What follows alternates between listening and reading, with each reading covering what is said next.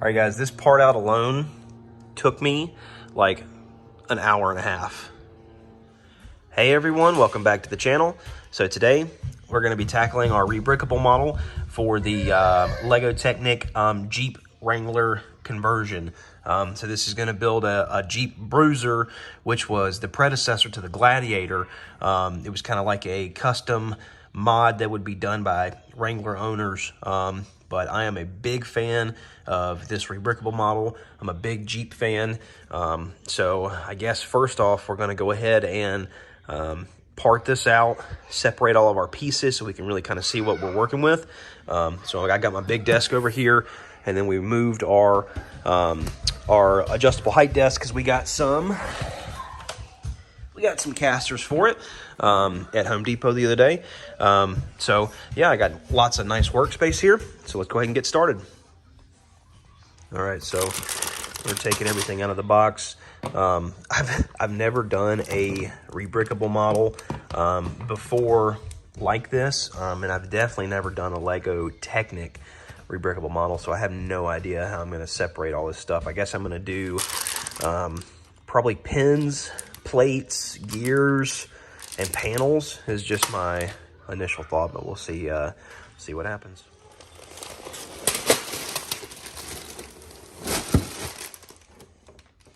The size of the manual is just absolutely bananas.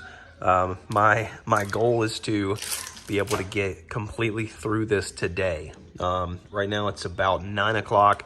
I've got from like 9 until 1:30. And then probably like 3 till 8 tonight. Those are my hours to build. So I'm hoping that I can get through this. I know there's two big PDF downloads. So I hope I can get through this today. This is going to be crazy. All right, so we are done parting out our set. I may have bitten off more than I can chew. There are a ton of pieces in this set, which I knew there would be. You know, it being a Technic set with over 1,000 pieces, it's definitely going to be, you know, a pretty intensive part out. But to make it a little bit easier on me and to make the build go as fast as possible, I'm going to try to break these down even further. All right, so I found these little trays here that I cut off of the inserts for some of the advent calendars. And what I actually did with those was I put them in my drawers to help just separate some of my pieces by color. So we've got like tiles, these are all snot bricks, and then these are all down here are like modified decorative bricks. So I had to cut one row off to make them fit. So I'm gonna take these, and I'm gonna use these to go through some of these trays that are overfilled to separate these a little bit further. All right, guys, I'm really starting to second guess this whole part out idea. Yeah, so we've got everything separated. I've got my parts up here. I think I'm going to be using these parts more often because it's like our Technic pins. All of our axles and stuff are up here. And then we've got all our connectors over here, all of our blocks and tiles here. Then we've got our larger panel pieces there. We separated all of our gears, more connectors, round connectors, and then 2x connectors there. We've got all of our suspension stuff here. We've got all of our larger Technic beams here, all of our angle ones here, and our instructions over here. So we're gonna build right here on the desk, and then I should be able, you know, I'm a little bit higher than this table here, so I should be able to just kind of turn, look and see what I need, and then get back to the build. Hopefully, by putting the work into parting this out, this will be a lot faster of a build, and then we can get into a review relatively soon.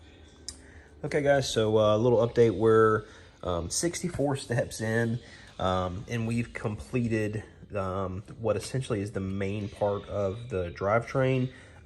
So this is going to be like the center console area. So imagine like the rest of the truck is like up here somewhere.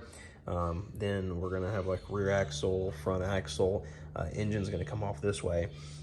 So this is like only the, I think, 4th like larger Technic set that I've ever built.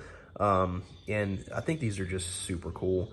I don't ever think I'll get into the cars, but any of the trucks that they turn out, you know, I definitely think I'm gonna have to throw these together, just because like it's very neat. Like, so on this side you've got the drive in reverse, and then for the 4-wheel drive you've got low and high, and then what you actually have are these pieces here that once you shift, it actually engages that piece there.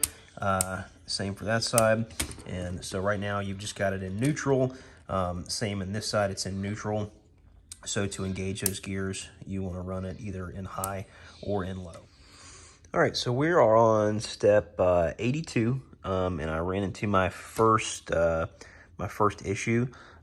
So on step 82 here, it calls for one of these Technic pins that has the coupling on the end of it to go into this section here. However, a previous step has that same type of pin going in this orientation. So there's no way to actually put that in there. And you can see it shows that it's sticking out, but then on the next step, you can see over on this side that there's nothing sticking out. So I'm assuming it should be one of these red pins that are just holding this piece in place, because these L pieces here are attached somewhere else. So, you know, that kind of stuff happens with custom instructions. No big deal. I think we got to figure it out. All right, guys. So we are on step 208. We have finished the majority of the rolling chassis, the front end, the engine, the rear end, most of the gears. And now we are doing some detail work on the engine on the next couple steps. Really fun build. I'm thoroughly enjoying it. I think it's going to be this is going to be a massive model when it gets done. All right, so we're about at step 250, and we're building out the headrest for the front seat. And this is the way that it wants you to build it, but it's pretty loose. The connection point here. So what I'm doing is I just pulled some pieces from my own collection just to strengthen that up a little bit. All right, guys, so this is where we're gonna finish this one off. We're at step 311, and it is nice and dark outside, 8:30 at night.